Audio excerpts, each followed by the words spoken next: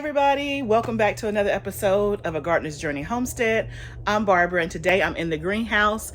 I'm not doing a garden tour yet, but I will. But today I'm finishing up this series I've been doing about how to plan your garden for 2022. If you haven't seen, I already have done parts 1 and 2, and today's video is number 3 and the final video on how to get your garden plan together. So if you're interested in that, please stick around and let's talk about how we can plan for 2022 and have a great growing season.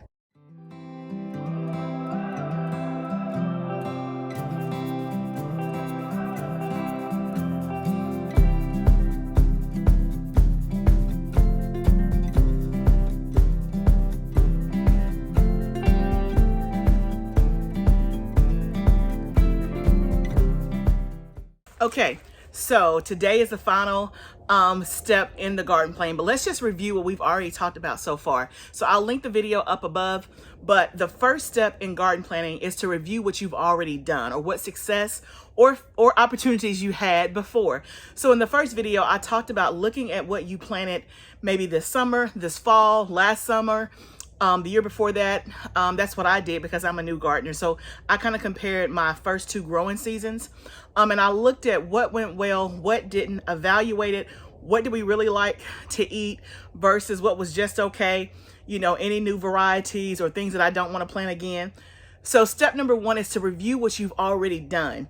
And if you're a new gardener and have not planted before, what I instructed you to do in that video is to think about what your family eats, what you guys like, what do you know how to cook, what grows well in your region.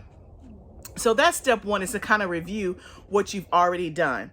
And then in the second video in part 2, I talked about organizing your seeds to see what you have, right? And so I showed you how I organized my seeds and gave you some good tips and tricks for doing that. And then we also talked about how I start to go through all of the seed catalogs with all the pretty pictures and how to start talking about what I want out of those seed catalogs. And I showed you an Excel spreadsheet that I use that just kind of helps me, where I went and put down everything that I thought I may want from each company, right? And so now we're on step 3. So we've reviewed what we've already done. We've organized our seeds so we know what we're low on, what we need, what we have an abundance of. And we also have looked at all the seed catalogs and kind of just jotted notes in an Excel spreadsheet or on our phones about what we actually want.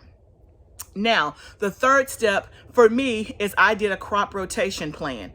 Excuse me, not a crop rotation, a crop plan, right? So what I did was I laid out visually for me where I thought I might plant things with the space that I have. And I'm going to show you kind of what I did, right? And so the reason why I did this is because before I order seeds, right, I want to make sure that I have places for everything that I order, and I've kind of pre-thought about what things will go together, where I will plant what, and that may determine the number or the quantity of seed packets I need, right?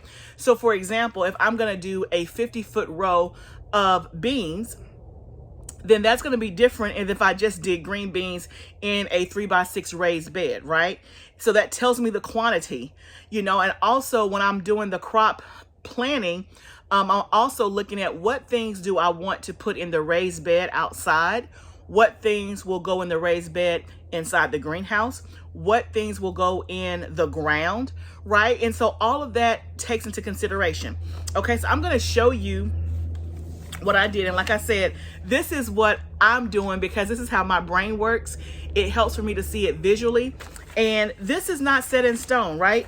It's not set in stone. This is a plan. And so what I did was I kind of outlined, and I don't know if you guys can see this, but you can see what I have drawn here is, and I had somebody on my team pull this together for me, but I have, these are the raised beds that represent the ones that are in the back of the house. So if you've been following me, you've seen when I've done garden tours, my raised beds in the back of my house. I have 5 beds, and this is what this represents. So I've kind of told myself, hey, here is where I'm going to plant such and such. So for example, in bed 3, if you can see that there, that's where my garlic is planted now, right? So I know that my garlic is not going to be ready until June. So really, as I'm planning my spring and summer for this year, I know not to allocate anything to that bed. Why? Because it's already taken up, right? And that's what's really important, is because let's just say I hadn't thought about that, right? And I'm ordering all these seeds and thinking I got plenty of places to put it, and I'm going to put this in there, but I haven't thought about the space that I have, right? So I did this according to the space that I have. You would do it according to the space you have. And so in my crop plan, I have this for my raised beds. And then I also have this for my greenhouse, right? So if you see here, when you come into my greenhouse, this will be the entrance right here. And you guys have seen this on the tour. I have 3 raised beds that are 4x8 on the left and 3 4x8 beds, raised beds on the right. Then these circles represent those modular circular beds that I have. I'll try to show a picture of it and what I'm going to plant there. So you can see right now I have it slated for flowers, right? And you can see I used pencil, because at first I had herbs here, but then I kind of put the herbs somewhere else, right? And again, it's not set in stone. If I want to plant my flowers here, I can. This is just giving me a visual representation of where things could go and me pre-thinking about it. Instead of me buying all of these seeds, they're not organized. And when it's time to plant, I'm like, what am I going to plant here? What am I going to plant there, right?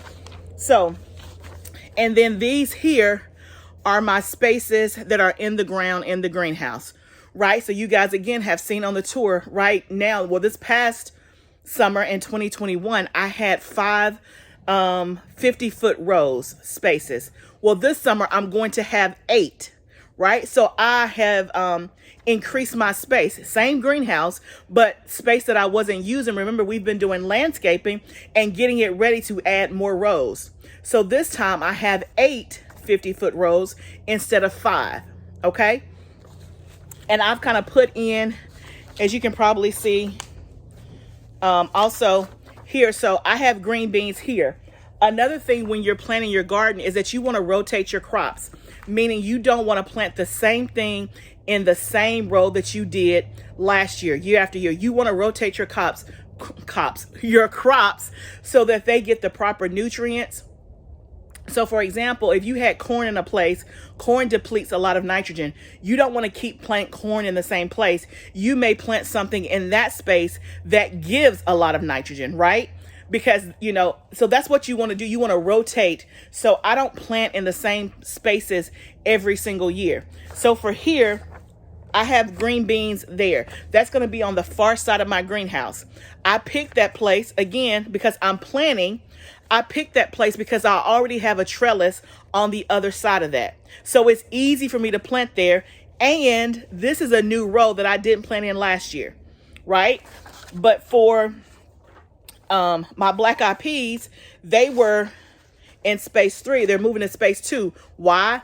Less work for me because I already have a trellis there, right? So again, when you're strategic and you're intentional about planning your crops and where they're going to go, then it gives you a better opportunity before you spend your money on seeds. It helps to determine how many seeds you need of what quantity because you know where you're going to put it, okay? I hope that's making sense. And then also on here, my open space that's in the back of my greenhouse, that's where I'm gonna have my seed starting table when I do seeds in the warmer months, obviously, or when I get heat in the greenhouse. And that's where my fruit trees will be, right? Also, remember I have a green stalk. So the green stalk, I did a video on that and I will link it, but I have a green stalk that has, I think, 7 tiers where I can plant things. I also thought about what am I going to put in the green stalk, right? And the green stalk is right outside my back door. So when I'm in the kitchen cooking, I want things in the green stalk that are easily accessible, like herbs or lettuce, things that I might say, oh, I need that, right? And I can just go grab it, right? So I wouldn't put things in there like black eyed peas or something like that. So and again, that's how I do it, right? But I've thought about, well, what do I want to use my green stalk for in the spring or in the summer? right? For me, I'm doing strawberries again, and the green stalk, it can be perfect for that. So either I'm going to use it for the strawberries, or it may be for herbs and lettuces and things like that. Okay. The other thing to think about is if you're going to do depending on what zone you're in and where you live, are you going to do a spring planting garden and a summer? If so, you need to think about the timing of when you're going to plant your spring stuff, when it will get to maturity, and how that affects the time when you plant the summer stuff, right? If you're going to do that. So my point is, step 3 is to lay out your crop plan. Where are you going to plant your stuff? Do that before you order seeds, right? The more intentional you can be, the more strategic you can be, the better, right? So this is what I've done to kind of help me be smart about ordering seeds. We all, if you garden, you love to get seeds. And if you're like me, you're like, man, I can't have enough. But also, if you remember, this past year, there was an extreme shortage on seeds because a lot of people got into gardening, right? And so just out of common courtesy, don't overbuy if you don't need it. Save some for somebody else, right? So that's another reason to be intentional and strategic and not order 15 packets of, asparagus when you have a 3x6 bed and they're not going to fit, or whatever the case may be. So again, I have it all typed up and I've done it in pencil and all that. Don't get caught up in the way that I did it. I want you to just plan, whether yours is on a back sheet of a napkin or a piece of paper, whatever way your brain works. Intentionally plan where you're going to put your stuff. That's step number 3. Then now we can order seeds, right? We can order some seeds because we have reviewed what went well. We have organized our current seed collection, so we know what we have and what we don't have, right? And we've thought about where we're going to put stuff. We have a crop plan, right? We know what we need. And again, to take it a step further, so I did a crop plan for like spring/summer. I'm also going to do one for fall of this year, right? So I can just order all my seeds at one time, right? I didn't do that, but that's what I should have done. So that's another thing. You can think about fall and also, okay, well, I know, again, going back to the garlic bed, I know that this garlic is going to be up in June. Do I have time to plant something else in there that's a summer crop? And will it get to maturity? Or do I want to wait and keep this bed open and plant something that's more fall related? So all of that comes with planning.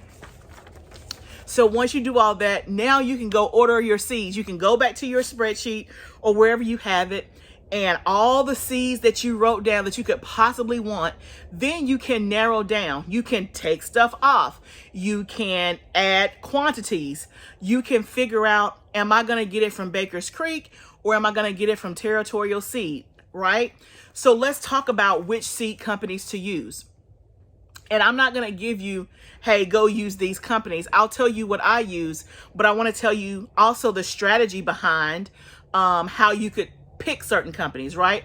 So if you order from more than one company, look at their shipping, right? And y'all, my dolls are out there playing, so I apologize.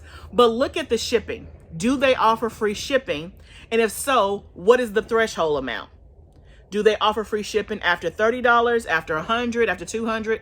Look and see what the cost of the shipping is, right? All of that is just being smart, being strategic about where you buy your seeds from, right? Also, if for some reason you order from Baker's Creek and from Johnny Seeds, and they both carry the same vegetable or flower or herb that you want, but you're trying to get to free shipping, then you may say, I'm going to get it from Baker's Creek because I'm close to my threshold limit, or whatever the case may be. Okay. So the seed companies that I'm currently using are Baker's Creek, Johnny Seeds, Botanical Interest, and Seed Savers, and a couple from Territorial Seed. So those are the ones that I have used or will be using in this upcoming season. But yeah, no, all of them I've used before. So, and I like them all for different reasons. Okay. I like some of them because something that I'm growing, I can only get from that company, right? Botanical Interest, I'm going to be doing cut flowers this upcoming year. I'm going to try my hand at it. So if you have tips, please put them down below. But Botanical Interest has really good flowers, as well as Johnny Seeds, right? They have flowers that maybe I can't get somewhere else, right? So there's all different sorts of reasons about which seed company you plan to use and why and all of that good stuff. So I hope that helps you as we explore the final step before you order your seeds. So make sure that you go through these steps, take what works for you, take out what doesn't work for you, and get your seeds ordered, right? I ordered my seeds last week, and I'll tell you that there were probably at least, I would say 7 or 8 that were already out of stock, or that were out of stock. Hopefully it's going to come back. But I say all that to say, don't wait till the last minute to get your seeds, right? This is the best time to get seeds. December, January, a little bit into February. Don't wait until it's growing season, because I really anticipate and probably will forecast that it's going to be hard to get them because everybody is growing, especially with the food shortage and our supply chain issues, okay? So I hope that this video helped you. If you have questions, please put them down below. If you liked what you saw, please leave a comment, like, share, subscribe. Share this on your social media and tell someone else about this channel. Thank you guys so much. I wish all of us a great growing season. But remember, gardening is a journey. We're going to grow together. I'll see you soon.